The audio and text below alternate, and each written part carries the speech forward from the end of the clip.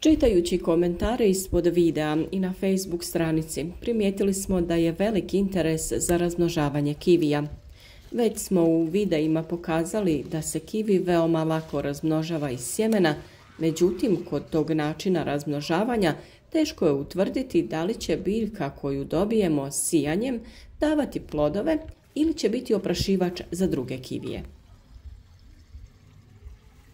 Naravno, kivi koji se dobije sijanjem će sigurno biti plodonosan nakon što se izvrši kalemljenje. Danas ćemo pričati o načinu razmnožavanja kivija pomoću reznica, a pored toga ćemo pokazati kako se kivi može margotirati. Ovaj način razmnožavanja dosta se često koristi i ne samo za razmnožavanje kivija, već i za druge drvenaste biljke poput vinove loze, smokve ili nekog drugog voća. Ostanite s nama i pogledajte šta vam je potrebno da bi razmnožili kivi i ne zaboravite podržati naš rad klikom na like ispod videa. Ako budete imali pitanja, slobodno nam pišite ispod videa u komentar, a pišite nam i koja su vaša iskustva u uzgoju kivija i drugih biljaka. Pišite također od kuda nas pratite, te nam pomozite da podijelimo znanje sa što više ljudi na način da podijelite ovaj video sa prijateljima na društvenim mrežama. U ljetnom periodu velik je broj mladih izdanaka koji se zimskom ili proljetnom rezidbom uklanjaju ili prorjeđuju. U ovom videu pokazati ćemo vam kako te izdanke iskoristiti za stvaranje novih biljaka. Inače, kivi je dvospolna biljka, pa ćemo uzeti nekoliko reznica sa muškog i ženskog stabla. Naravno, moramo biti pažljivi, ne smijemo ih pomiješati da bi kasnije znali koja je koja sadnica. Prvo da kažemo koji supstrat koristimo za ovu namjenu.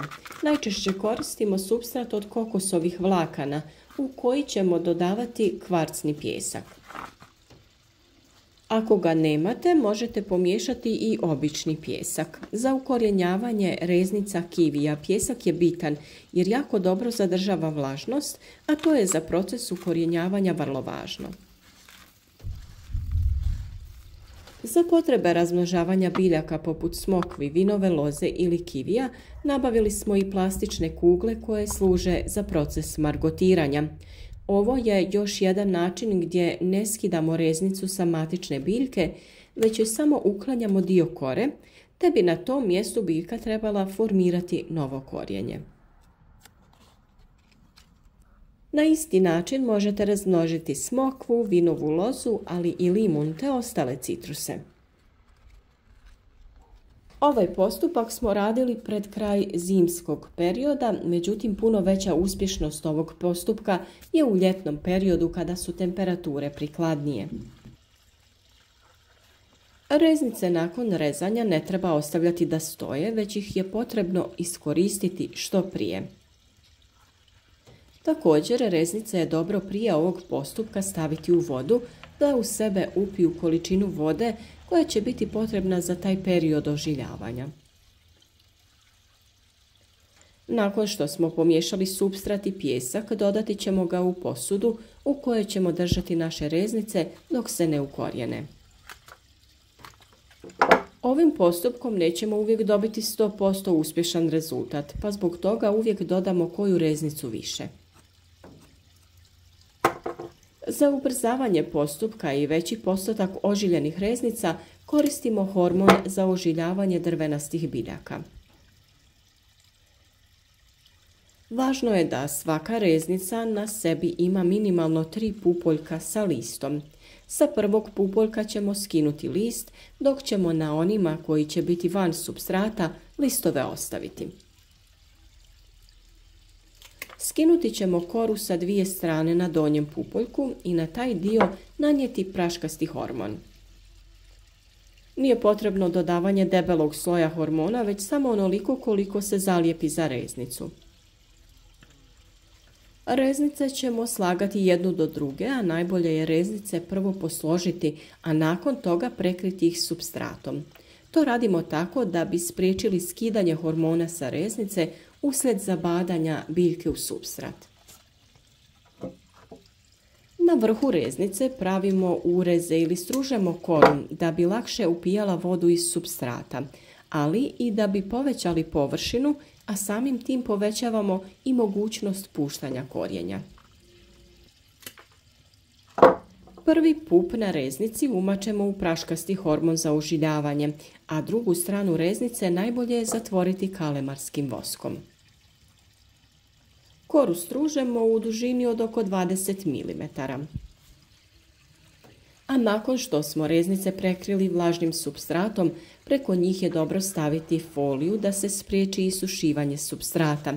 Za to možemo koristiti i onu kuhinsku PVC ili aluminijsku foliju. Sada ove reznice treba držati na nekoj stabilnoj temperaturi oko 25 stepeni Celzijusa. Po potrebi se može dodati vode u supstrat ako se primijeti da se isušio. Nakon 2 mjeseca, a nekad i puno manje, mogu se vidjeti i prvi korijeni. Tada se reznice mogu presaditi u tlo ili u odvojene posude gdje će nastaviti sa razvojem. Isprobajte ovakav način razmnožavanja i podijelite sa prijateljima vaše biljke. U današnje vrijeme biljka je jedan od najljepših poklona kojeg najteže pregazi vrijeme, a samim tim biljka će uvijek podsjećati na prijateljstvo. U našem voćnjaku imamo nekoliko vrsta kivija, ali volimo obogatiti asortiman biljaka da bi što bolje mogli testirati njihovu rodnost i otpornost na sušu ili bolesti. U jesen smo nabavili nekoliko novih sorti kivija. To je jako bitan faktor pri odabiru sorte koju želite uzgajati. Izborom otporne sorte smanjujemo potrebu za upotrebom hemijskih preparata za sprječavanje bolesti biljaka.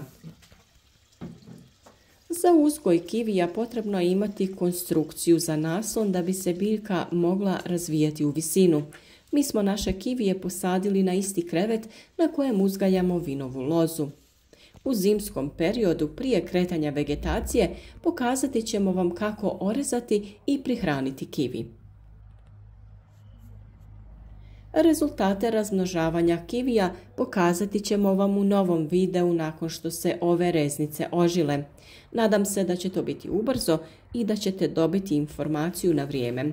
A sada, dok još nije zahladilo, pripremite i vi nekoliko reznica te ih prekrijte supstratom ili pijeskom i sami napravite nove sadnice kivija.